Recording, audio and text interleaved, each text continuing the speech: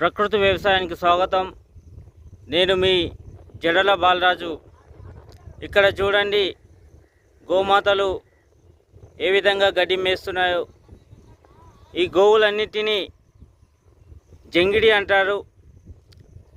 జంగిడి కాసే వ్యక్తి ఈ విధంగా ఆవులను మేపుకొచ్చి, ఈ విధంగా ఆవులు మేపే వ్యక్తి నెలకు కొంత డబ్బులు తీసుకొని ఊర్లో ఉన్న అందరి ఆవులను మేపుకొని వస్తుంటాడు. ఇంత వందల సంఖ్యలో ఒక్కొక్క గ్రామంలో పశువులు ఉన్నా కూడా ఒక్కరు కూడా ప్రకృతి వ్యవసాయం చేయడం లేదు. వీటి వ్యర్థాలని వినియోగించి విషరహిత వ్యవసాయం సులభంగా చేయొచ్చు.